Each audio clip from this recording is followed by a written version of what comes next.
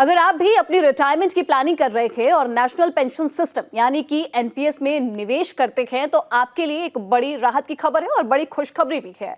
दरअसल pension fund regulatory and development authority यानी कि पीएफआरडीए ने एक ऐसा बदलाव किया है जिससे कि अब आपका जो निवेश है वो करना और भी आसान हो जाएगा और साथ ही फायदेमंद भी हो जाएगा। ये नई सुविधा आपको 1 अक्टूबर 2025 से मिलेगी। अब ऐसे में डिटेल में समझेंगे कि ये बड़ा बदलाव और इससे आपको क्या क्या फायदे मिलेंगे। पीएफआरडीए ने एक नया मल्टीपल स्कीम फ्रेमवर्क यानी कि एमएसएफ शुरू किया है। इसे आसान शब्दों में समझिए तो आपको बता दें कि पहले आपको अपने पेंशन फंड में निवेश करने के लिए सिर्फ एक ही स्कीम चुनने की आजादी थी, लेकिन अब आप अपनी बचत को एक ही जगह लगाने के बजाय कई अलग अलग स्कीमों में बांट सकते हैं। ये आपको सबसे पहले और सबसे बड़ा फायदा मिलने वाला है।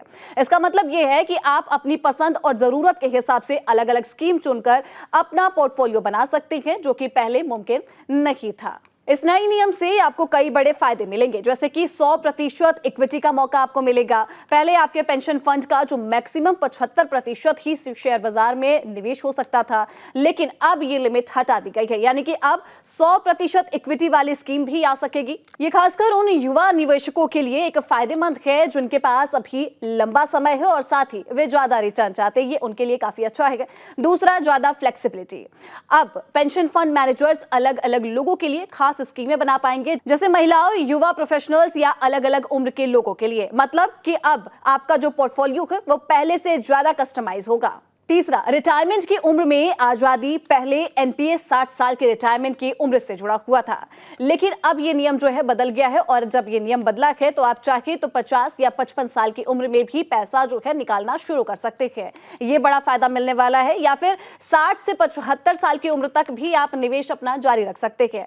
चौथा फायदा आपको ये मिलने वाला है कि इस नए फ्रेमवर्क से आपको निवेश के और भी ज्यादा ऑप्शंस मिलेंगे, जिससे कि आप अपनी जोखिम लेने की जो क्षमता है या फिर कह सकते हैं कि जोखिम लेने की क्षमता के हिसाब से एक सही फैसला ले पाएंगे।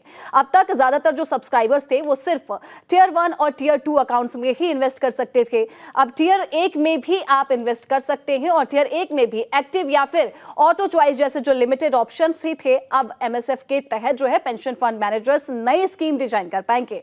इनमें महिलाओं, यंग प्रोफेशनल्स और अलग अलग उम्र के इन्वेस्टर्स के लिए खास प्रोडक्ट भी शामिल होंगे। और सबसे बड़ा जो बदलाव है वो 15 साल का मिनिमम वेस्टिंग पीरियड है। यह सबसे बड़ा बदलाव कहा जा रहा है। इस पर एचडीएफसी पेंशन फंड के एमडी और सीईओ श्रीराम अय्यर ने कहा कि नया फ्रेमवर्क उम्र के हिसाब से स्कीम से 15 साल बाद एग्जिट का ऑप्शन या फिर यंग इन्वेस्टर्स के लिए 100% इक्विटी एक्सपोजर शामिल है।